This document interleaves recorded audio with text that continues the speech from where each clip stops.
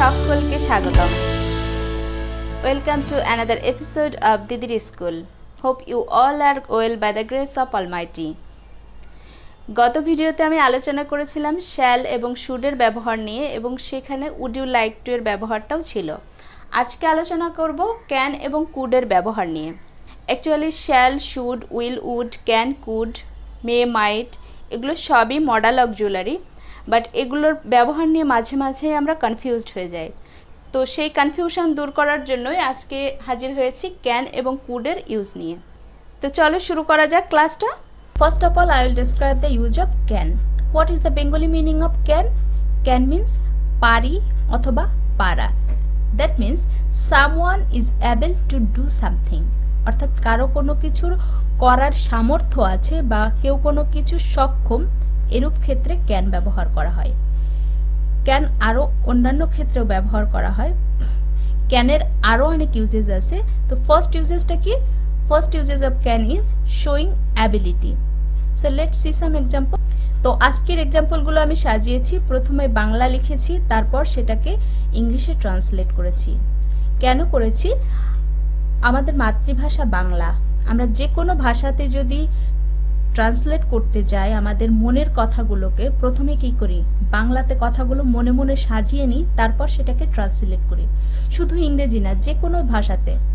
তো এক্ষেত্রে আমার মনে হলো যে আমি বাংলা লিখে যদি তোমাদের বোঝাতে পারি যে বাংলা কোন ক্ষেত্রে, কোন বাক্যটা গঠনের ক্ষেত্রে ক্যানটা ইউজ হয়, কোন ধরনের বাক্যের ক্ষেত্রে ক্যানটা ব্যবহার হয়, সেটা হয়তো তোমরা আরো বেশি বেনিফিশিয়াল হবে। প্রথমে আমি বাংলা সেন্টেন্স লিখেছি, তারপর সেটাকে ইংলিশে ট্রান্সলেট করেছি। So let's go through the example. First example is আমি গাড়ি চালাতে পারি। That means I am able to drive a car. আমি গাড়ি চালাতে সক্ষম। তো এটাকে যদি আমরা ক্যান দিয়ে ক্যানের ইউজ করে ট্রান্সলেট করি তো কি হবে? I can drive a car. I can drive a car. Next example, সে সাঁতার কাটতে পারে। That means he or she is able to swim. তাদের সাঁতার কাটা, তার সাঁতার কাটার দক্ষতা আছে। তো এটাকে যদি আমরা ক্যান দিয়ে ট্রান্সলেট করি তো কি হবে?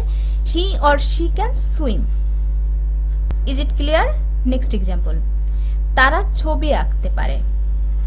They can draw picture.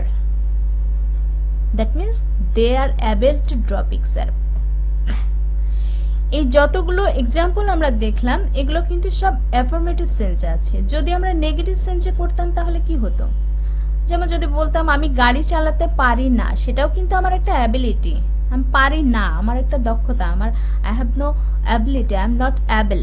তাহলে কি হতো? ক্যানের সাথে একটা নট যোগ করে দিতে হতো। I can not drive a কার। সে সাঁতার কাটতে পারে, যেমন হি অর শি ক্যান সুইম। এটাকে যদি সে সাঁতার কাটতে পারে না লিখতাম তাহলে কি হতো? হি অর শি ক্যান্ট সুইম। যদি বলতাম যে, যদি ইন্টারোগেটিভ করতাম, সে কি সাঁতার কাটতে পারে? Can he swim? আমি কি গাড়ি চালাতে পারি? এরকম হতো না। যদি বলা হয় তুমি কি গাড়ি চালাতে পারো? ক্যান ইউ ড্রাইভ এ কার? তারা ছবি আঁকতে পারে, আমরা লিখেছি এখানে অ্যাফার্মেটিভ সেন্সে লিখেছি দে ক্যান ড্র পিকচার। যদি নেগেটিভ সেন্সে করতাম তাহলে কি হতো? দে ক্যান্ট ড্র পিকচার। যদি ইন্টারোগেটিভ সেন্সে করতাম তাহলে কি হতো? বাংলা বাক্যটা কি হতো? তারা কি ছবি আঁকতে পারে? ইংলিশ ট্রান্সলেট কি হতো? Can they draw picture? Next example, Sara লিখতে পারে। Sara can write. যদি আমি এখানে বলতাম সারা তার নাম লিখতে পারে তাহলে কি হতো? Sara can write her names. Sara can write her name. যদি বলতাম সারা চিঠি লিখতে পারে, Sara can write a letter. যদি বলতাম সারা লিখতে পারে না তাহলে কি হতো? Sara can't write. যদি বলতাম সারা কি লিখতে পারে? Can Sara write? Hope you have understood the example. তোমরা যদি এক্সাম্পলগুলো একটু খেয়াল করো তাহলে কিন্তু এর স্ট্রাকচারটা বুঝতে পারবে। তো দেখে নি তো এর স্ট্রাকচারটা কেমন হবে? কি হবে structure? Structure subject plus can plus ভার্বের বেস ফর্ম প্লাস এক্সটেনশন। দেখো সাবজেক্ট কি? প্রত্যেকটা সেন্টেন্সে পরে, প্রত্যেকটা সেন্টেন্সে সাবজেক্টের পরে ক্যান, ক্যানের পরে ভার্বের বেস ফর্ম আছে। কোনো ভার্বের সঙ্গে এস বা ইএস বা আইএনজি বা পাস্ট ফর্ম বা পাস্ট পার্টিসিপল ফর্ম হয়নি, বেস ফর্ম হয়েছে, তাই তো। আর এক্সটেনশন, আমি এখানে কিন্তু অবজেক্ট লিখিনি, অনেক সেন্টেন্সে অবজেক্টের পরেও অনেক কিছু থাকে, তো সেটাকে বলা হয় এক্সটেনশন, তাই আমি একবারে এক্সটেনশন লিখেছি। এই যে সেন্টেন্সটা লিখলাম এটা কিন্তু অ্যাফার্মেটিভ সেন্টেন্সের ক্ষেত্রে। যদি নেগেটিভ হতো তাহলে কি হতো, subject plus can't plus verb এর base form plus extension. But যদি ইন্ট্রোগেটিভ সেন্টেন্স হতো তাহলে কি হতো, ক্যানটা প্রথমে আসতো, can plus subject plus verb এর base form plus extension. Let's see the next uses. Possibility. Can be used to express possibility. Can possibility নির্দেশ করতেও কিন্তু ব্যবহার করা হয়। Possibility means কি, সম্ভাব্যতা, সম্ভব হতেও পারে নাও পারে।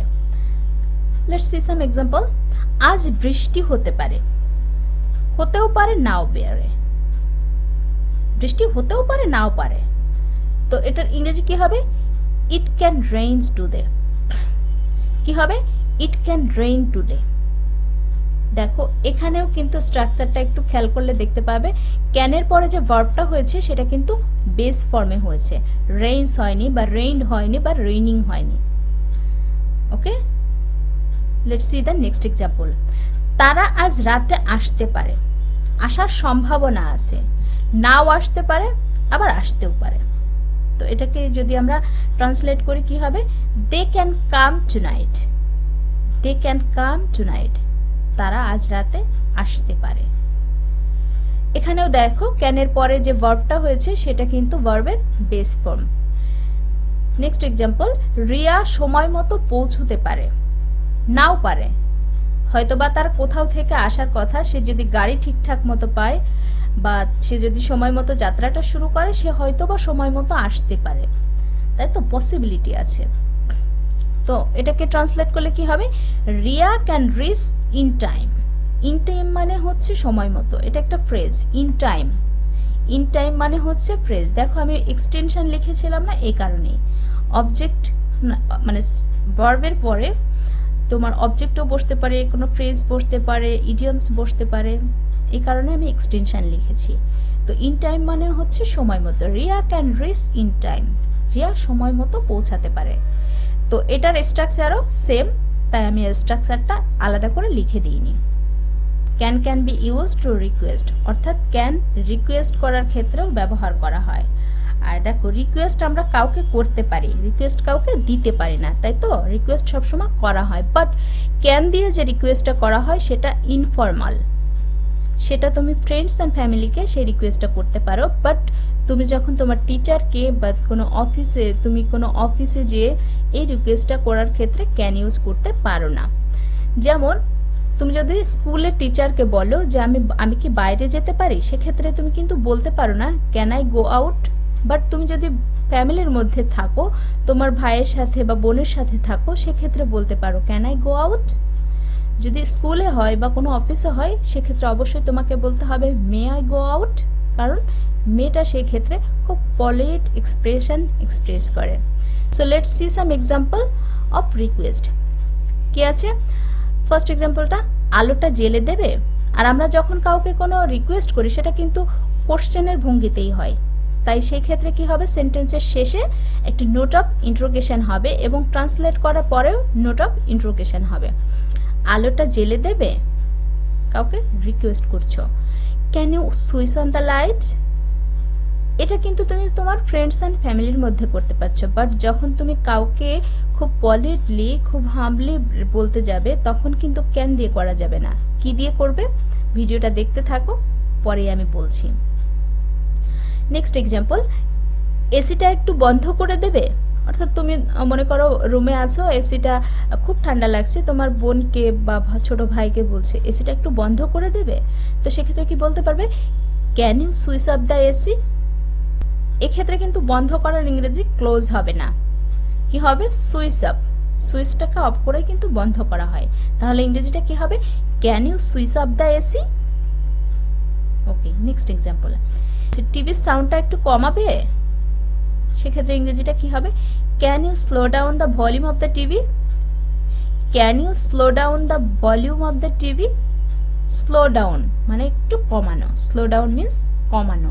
তুমি এতক্ষণ আমরা যে এক্সাম্পলগুলো দেখলাম সেক্ষেত্রে স্ট্রাকচারটা কেমন হবে? সেক্ষেত্রে স্ট্রাকচার হবে ক্যান প্লাস সাবজেক্ট প্লাস ভার্বের base form plus extension. Next uses permission. This is also informal, not formal or polite or humble permission। অর্থাৎ তুমি তোমার ফ্রেন্ডস এন্ড ফ্যামিলির মধ্যে যখন থাকবে ইনফর্মালি কারো কাছ থেকে পারমিশন নেওয়ার ক্ষেত্রে এগুলো ইউজ করতে পারবে। তো আমরা সেরকম কিছু এক্সাম্পল দেখে নিই। কি আছে? আমি কি বাইরে যেতে পারি? প্রথমেই বলেছিলাম যে আমি ক্লাসে ঢোকার সময় বা ক্লাস থেকে বাইরে বের হওয়ার সময় কিন্তু ক্লাসের টিচারকে আমি বলতে পারবো না can I go out, but আমি যখন বাড়ির মধ্যে থাকবো আমার ভাই বা মাকে বলতে পারবো কি ক্যান আই গো আউট, আমি কি বাইরে যেতে পারি। ওকে, নেক্সট এক্সাম্পল, আমি কি তোমার বইটা নিতে পারি? ক্যান আই বরো ইওর বুক। এটাও কিন্তু ইনফর্মাল। ভেতরে আসতে পারো। প্রথম যে দুটো সেন্টেন্স আমরা দেখলাম সে দুটো কি? রিকোয়েস্টের ক্ষেত্রে কি বলেছিলাম? আমরা রিকোয়েস্ট কাউকে করতে পারি, রিকোয়েস্ট দিতে পারি না। বাট পারমিশনের ক্ষেত্রে কি? পারমিশন আমরা কাউকে করতেও পারি, আবার কারোর কাছ থেকে নিতেও পারি। তা প্রথম যে দুটো এক্সাম্পল দেখলাম সেটা আমরা কারোর কাছ থেকে পারমিশন নিলাম, আর যখন পারমিশন নিতে যায় তখন কি একটু প্রশ্ন করার ভঙ্গিতে হয়, তাই সেন্টেন্সের শেষে নোট অফ ইন্ট্রোগেশন। কিন্তু যখন আমরা কাউকে পারমিশন দিই সেক্ষেত্রে কিন্তু আর প্রশ্ন করার মতো করি না, তাই তো অ্যাফার্মেটিভ সেন্সেই করি। যেমন ভেতরে আসতে পারো, প্রশ্ন করছে না, কিন্তু ভেতরে আসতে পারো এরকম বলছি না, ভেতরে আসতে পারো। কি হবে ইংরেজি? You can come in, you can come in. আমি আবারও বলছি, এই যে ক্যানটা ইউ ক্যান কাম ইন এটা কিন্তু ইনফর্মাল পারমিশন। 1 ঘন্টার জন্য টিভি দেখতে পারো। You can watch TV for an hour. You can watch TV for an hour. তুমি 1 ঘন্টার জন্য টিভি দেখতে পারো। Is it clear to you? এই এক্সাম্পলগুলো যদি আমরা একটু খেয়াল করি স্ট্রাকচারটাও বুঝে যাব। কি হবে? কারোর কাছ থেকে পারমিশন নেয়ার ক্ষেত্রে কি হবে? ক্যান প্লাস সাবজেক্ট প্লাস ভার্বের বেস ফর্ম প্লাস এক্সটেনশন। যদি কারোর কাছ থেকে পারমিশন নিই, আর যদি কাউকে পারমিশন দিই সেক্ষেত্রে কি হবে? সাবজেক্ট প্লাস ক্যান প্লাস ভার্বের base form plus extension. Is it clear to you? Could is the past form of can, but could something express or indicate present meaning? Could মাঝে মাঝে কিন্তু প্রেজেন্ট মিনিং ও present টেন্সকেও কিন্তু indicate করে, বর্তমান অবস্থাকেও indicate করে। তো সেক্ষেত্রে আমরা একটা ইউজেস দেখে নিই। তো ফার্স্ট ইউজেসটা কি? Idea of condition. কন্ডিশন অর্থ কি? শর্ত, কোনো শর্ত নির্দেশ করে, প্রেজেন্ট অবস্থায় কোনো শর্ত নির্দেশ করে। তো আমরা এরকম কিছু উদাহরণ দেখি। তো আপনি কি নিজে ব্যবসাটা করতে পারবেন? মানে কাউকে জিজ্ঞেস করছি, যদি আপনার নিজে নিজে ব্যবসাটা, হয়তো তার ব্যবসার অনেকগুলো পার্টনার আছে, বাট যদি কখনো প্রয়োজন হয় সে কি নিজে নিজে ব্যবসাটা চালাতে পারবে? এটা কিন্তু প্রেজেন্ট সেন্সে, সে কিন্তু এই যে সেন্টেন্সটা আমি বললাম এটা কিন্তু বর্তমান অবস্থা নির্দেশ করছে। তো এটাকে যদি আমরা ট্রান্সলেট করি তাহলে কি হবে? Could you run the business by yourself? এটা কিন্তু করতেই হবে এমন না, কন্ডিশন, যদি কখনো প্রয়োজন হয়। Could you run the business by yourself? Next example, সে কি অন্য চাকরি পেতে পারে? অর্থাৎ কি সে হয়তোবা একটা চাকরিতে আছে, যদি এই চাকরিটা তার চলে যায় বা কোনো কারণে ছেড়ে দিতে হয়, সে কি অন্য চাকরি পেতে পারে? কন্ডিশন। সেক্ষেত্রে কি হবে? Could he get another job? Could he get another job? দেখো এটার সেন্টেন্সের শেষে কিন্তু নোট অফ ইন্ট্রোগেশন আছে, কারণ কি সে কিন্তু নিজের ভেতরে একটা প্রশ্ন ক্রিয়েট করছে। Could he get another job? Next example, আমি তোমাকে বইটি দিতে পারি। আমি যে দেব তা কিন্তু না, যদি সে বইটা চায়। শর্ত হচ্ছে তার যদি বইটা প্রয়োজন হয় বা সে যদি বইটা আমার কাছে চায় তাহলে আমি বইটা দিতে পারি। সেক্ষেত্রে কি হবে? I could give you the book. I could give you the book. তো আমরা তিনটা এক্সাম্পল দেখলাম। এই এক্সাম্পলগুলো যদি আমরা দেখি, এই যে এক্সাম্পলগুলো আমরা বাংলায় লিখলাম তারপরে সেটা ট্রান্সলেট করলাম, সেটা যদি একটু লক্ষ্য করি তাহলে কি স্ট্রাকচারটা একটু বুঝতে পারবো না? অবশ্যই পারবো। তো দেখি তো স্ট্রাকচারটা কি, could plus subject plus verb, ভার্বের বেস ফর্ম প্লাস এক্সটেনশন। এই যে তিনটা এক্সাম্পল আমরা দেখলাম, এই তিনটা এক্সাম্পলে কিন্তু কি আছে, অ্যাফার্মেটিভ সেন্সে আছে। যদি আমরা এটাকে নেগেটিভ সেন্সে করি, যেমন আপনি কি নিজে ব্যবসাটা করতে পারবেন না, সেটাও কিন্তু কন্ডিশনে বোঝাচ্ছে আপনি কি নিজে ব্যবসাটা করতে পারবেন না। couldn't you run the business by yourself? সে কি অন্য চাকরি পেতে পারে না? couldn't he get another job? ক্ষেত্রে কি হবে, স্ট্রাকচার কি হবে, শুধু কোডের সাথে একটা নট যোগ করে দিতে হবে। Next uses, request. আমরা কেনও দেখেছিলাম রিকোয়েস্ট, বাট সেটা কি ছিল, সেটা বলেছিলাম ইনফর্মাল, এবং বলেছিলাম ফর্মালের ক্ষেত্রে কি ব্যবহার করা হয় সেটা দেখতে হলে দেখতে থাকো ভিডিওটায়। এই যে কুড দিয়ে যে রিকোয়েস্টটা করা হয় সেটা কিন্তু ফর্মাল এবং পলাইট, অনেক ভদ্র এবং ফর্মাল একটা রিকোয়েস্ট। তো আমরা একটু এক্সাম্পল দেখি কিছু। আমি কি এক কাপ কফি পেতে পারি? আমি কি এক কাপ কফি পেতে পারি? খুব পোলাইটলি কাউকে চাচ্ছে কারো কাছে, তাই তো? খুব পোলাইটলি, এমন না রেগে বলছেন আমাকে এক কাপ কফি দাও, এমন না, আমি কি এক কাপ কফি পেতে পারি? তো সেটার ইংরেজি কি হবে? Could I have a cup of coffee? Could I have a cup of coffee? এক্ষেত্রে কুডের পরিবর্তে কিন্তু উডটাও ইউজ করলে কোনো ভুল নেই। আবারও বলছি, কুড দিয়ে যে রিকোয়েস্টটা করা হবে সেটা কিন্তু ফর্মাল, আর ক্যান দিয়ে যে রিকোয়েস্টটা করা হয় সেটা ইনফর্মাল। এই ক্ষেত্রে ক্যান এবং কুডের ব্যবহার সম্পূর্ণ অপোজিট। ক্যান দিয়ে কোনো রিকোয়েস্ট করলে সেটা ইনফর্মাল, আর কুড দিয়ে কোনো রিকোয়েস্ট করলে সেটা ফর্মাল। নেক্সট এক্সাম্পল দেখি। তুমি আধা ঘন্টা অপেক্ষা করতে পারবে? হয়তো দুই বন্ধুর বা দুজনের কোথাও যাওয়ার কথা আছে, একজন আরেকজনকে হয়তো বলছে ফোনে, ওভার ফোন, যে তুমি আধা ঘন্টা অপেক্ষা করতে পারবে। খুব হামলি, খুব পলাইটলি জিজ্ঞেস করছে, তাই তো? কাউকে যদি আমরা কোনো কিছু খুব পলাইটলি জিজ্ঞেস করি বা অফার করি বা কোনো বলি, সে কিন্তু আনসারটাও পলাইটলি দেবে। তো সেক্ষেত্রে ট্রান্সলেটটা কি হবে? Could you wait for half an hour? Could you wait for half an hour? তুমি যদি আরো একটু হামলি করতে চাও, could you এর পরে একটা প্লিজ অ্যাড করে দিতে পারো। সেক্ষেত্রে কেমন হবে? Could you please wait for half an hour? তুমি কি দয়া করে আধা ঘন্টা অপেক্ষা করতে পারবে? মানে খুব খুব ভদ্রভাবে, খুব আকুলভাবে সে তাকে রিকোয়েস্ট করছে। তো যাকে বলছে অপেক্ষা করতে, সে হয়তো বলছে তুমি কি একটু আগে আসতে পারবে না? তুমি একটু আগে আসতে পারবে না? হয়তো তার কোনো সমস্যা আছে, সে বলছে আধা ঘন্টার একটু আগে যদি আসতে পারতে। সেও কিন্তু খুব পলাইটলি, খুব হামলি তাকে বলছে তুমি একটু আগে আসতে পারবে না। সেক্ষেত্রে কি হচ্ছে? couldn't you come a little earlier? couldn't you come a little earlier? তিনটা এক্সাম্পল যদি আমরা একটু দেখি, স্ট্রাকচারাল পার্থক্যটা কি বুঝতে পারছি? প্রথম দুইটা ছিল একটু অ্যাফার্মেটিভ সেন্সে, তাই কুড প্লাস সাবজেক্ট প্লাস ভার্বের base form plus extension. But যখনই নেগেটিভ হয়ে যাচ্ছে, একটু না বোধক হয়ে যাচ্ছে কথার মধ্যে, তখন কি হচ্ছে? কুডের সাথে একটা নট হয়ে যাচ্ছে, আর এটা কিন্তু contraction form, short form, could নটের short form. couldn't you come a little earlier? তুমি একটু আগে আসতে পারবে না? আশা করি স্ট্রাকচারটা বুঝতে পেরেছো। Next uses, past. এতক্ষণ আলোচনা করলাম আমরা কি প্রেজেন্ট ফর্ম, যে কুড দিয়ে প্রেজেন্টও ইন্ডিকেট করা হয়। এবার পাস্ট ইন্ডিকেট করে এমন কিছু ইউজেস দেখি। কি? পাস্ট অ্যাবিলিটি অর পসিবিলিটি, অর্থাৎ অতীতে কোনো তোমার সক্ষমতা, অর্থাৎ অতীতের কোনো সক্ষমতা অথবা সম্ভাব্যতা বোঝাতে কুড ব্যবহৃত হয়। আমি যখন ছোট ছিলাম দ্রুত দৌড়তে পারতাম। তার মানে কি? যখন ছোট ছিলাম তখন দ্রুত দৌড়তে পারতাম, এখন আর পারি না।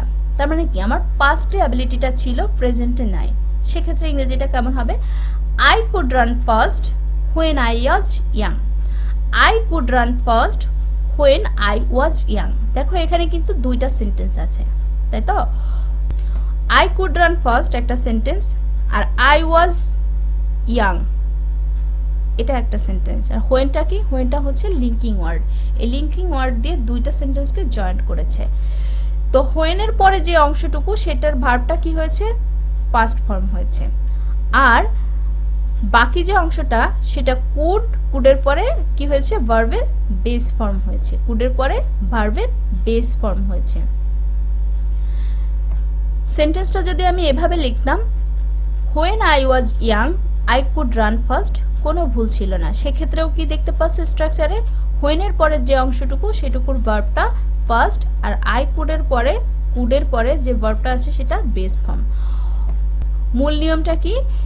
যে কোনো মডাল অক্সিলারির পরে যে ভার্বটা বসে সেটার বেস ফর্ম হয়, তার সাথে কখনো এস বা ইএস, আইএনজি, পাস্ট ফর্ম বা পাস্ট পার্টিসিপল ফর্ম হয় না। ওকে, বুঝতে পেরেছি? নেক্সট এক্সাম্পল দেখি। আমি জানালা দিয়ে গাছটি দেখতে পেতাম অতীতে, বাট এখন আর পাই না দেখতে। আমি এখন আর গাছটা দেখতে পাই না, হয়তো গাছটা কেটে ফেলা হয়েছে বা সেই গাছের সামনে আরো বড় কিছু তৈরি করা হয়েছে যার কারণে দেখতে পাই না। তাহলে কি হবে? ইংরেজিটা কি হবে? I could see the tree through the window. I could see the tree through the window. দেখো কুডের পরে যে ভার্বটা সেটা কিন্তু বেস ফর্মে হয়েছে। বাট যদি সেন্টেন্সটা এমন হতো, বাংলাটা যদি এমন হতো, আমি জানালা দিয়ে গাছটা দেখতাম। দেখো দুইটার ভিতরে একটু পার্থক্য আছে না? আমি জানালা দিয়ে গাছটি দেখতে পেতাম আর আমি জানালা দিয়ে দেখতাম। দেখতে পেতাম মানে কি? এখন আর পাই না। কিন্তু যদি বলি আমি গাছটা দেখতাম, মানে সবসময় অতীতে প্রত্যেক দিনই দেখতাম, সেক্ষেত্রে কি হতো? I use to see the tree through the window. Use to হতো, অতীতের প্রতিদিনের নিত্য কোনো কাজ বোঝাতে ইউজ টু হয়, বাট এটা গাছটি দেখতে পেতাম। দুটো বাংলা সেন্টেন্সের কিন্তু একটুখানি পার্থক্য আছে। আমি জানালাটি এখানে লিখেছি, আমি জানালা দিয়ে গাছটি দেখতে পেতাম, I could see the tree through the window. But যদি লিখতাম আমি জানালা দিয়ে গাছটি দেখতাম, তাহলে হতো I use to see the tree through the window. Joy সেদিন রাতে আসতে পারত, অর্থাৎ সে রাতে, কোনো রাতে হয়তো বা অতীতের কোনো রাতের কথা বলা হচ্ছে, যে রাতে হয়তো বা কোনো অনুষ্ঠান ছিল বা তার কোনো কারণে আসার কথা ছিল বাট আসেনি, পসিবিলিটি ছিল। পসিবিলিটি, প্রথম যে সেন্টেন্স দুটো দেখলাম সেই দুটো কি? Ability, first ability. পরে যে দুটো দেখবো সেটা ফার্স্ট পসিবিলিটি। আসতে পারত, তার জন্য আসার সম্ভাবনা ছিল, সম্ভব ছিল বাট আসেনি।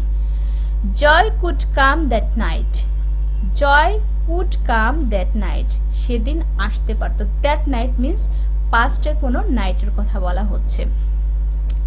অর্থাৎ বাংলা বাক্যে পারতাম, পারত, পেতাম, খেতাম এরকম যদি কিছু বোঝায় তাহলে সেখানে কুড ব্যবহার করা যেতে পারে। আমি বার্তাটি পড়লাম কিন্তু বুঝতে পারলাম না, এটাও কিন্তু একটা ফার্স্ট অ্যাবিলিটির। পড়লাম, I read the message, not read, এটা কিন্তু পাস্ট, রিডের পাস্ট ফর্ম। রিডের পাস্ট ফর্মের স্পেলিং একই বাট প্রোনাউন্সিয়েশনটা আলাদা। Present form read, past form read, past participle ফর্মও হচ্ছে রেড। তো I read the message, linking word, but could not understand it. দেখো কুড নটের পরে একটা কি আছে? ভার্বের বেস ফর্ম আছে। আর এই সেন্টেন্সটা কি হয়েছে? একটু নেগেটিভ, তাই তো? তাহলে আমরা যদি সেন্টেন্সগুলো একটু খেয়াল করি তাহলে কি হতে পারে? স্ট্রাকচার কি বুঝলাম? সে যদি কোনো সেন্টেন্সের মধ্যে লিঙ্কিং ওয়ার্ড থাকে, লিঙ্কিং ওয়ার্ডের পরের অংশটুকু কি হবে? লিঙ্কিং ওয়ার্ডের যে অংশটুকু, লিঙ্কিং ওয়ার্ড দিয়ে যে অংশটুকু থাকবে সেটার ভার্বটা হবে পাস্ট ফর্ম। আর কুডের পরে, কুড দিয়ে যে অংশটুকু থাকবে কুডের পরে অবশ্যই বেস ফর্ম হবে। যদি নাবোধক হয় তাহলে কুড নট বা কন্ট্রাকশন ফর কুডেন্ট হবে। Is it clear? Next uses, past possibility that didn't happen, অতীতের কোনো সম্ভাবনা যা ঘটেনি, যা সম্ভব হতো, হতে পারত বাট হয়নি। প্রথমে দেখেছি প্রেজেন্ট মিনিং ইন্ডিকেট করে, তারপরে দেখেছি পাস্ট মিনিং নির্দেশ করে। এই যে এখন যেটা দেখব past possibility that didn't happen, অতীতে হতে পারতো বাট হয়নি, এটা কি নির্দেশ করে? প্রেজেন্ট পারফেক্ট ইন্ডিকেট করতো। এটা কি? প্রেজেন্ট পারফেক্ট ইন্ডিকেট করছে। তো আমরা তেমন কিছু এক্সাম্পল দেখি। আমি তোমাকে টাকাটা ধার দিতে পারতাম, টাকাটা ধার দিতে পারতাম বাট তুমি হয়তো টাকাটা চাওনি বা আমি দিইনি। পসিবল ছিল আমার পক্ষে টাকাটা ধার দেয়া, বাট কোনো কারণে হয়ে ওঠেনি। সেক্ষেত্রে কি হবে ইংরেজিটা? I could have lent you the money. I could have lent you the money, আমি তোমাকে টাকাটা ধার দিতে পারতাম। কুড হ্যাভ, এই ক্ষেত্রে স্ট্রাকচারটা কি হচ্ছে? সাবজেক্ট প্লাস কুড হ্যাভ, তারপর V3 অর্থাৎ ভার্বের ফার্স্ট পার্টিসিপল। কারণ আমরা সব সময় জানি, পারফেক্ট টেন্সে হ্যাভের পরে কি হয়? ফার্স্ট পার্টিসিপল ফর্ম হয়। কিন্তু দেখো কুডের পরে যে হ্যাভটা আছে, হ্যাভের কিন্তু বেস ফর্মটাই আছে, তাই তো? কুডের পরে কিন্তু হ্যাভের বেস ফর্ম আছে, হ্যাভের পাস্ট টেন্স কি? হ্যাড।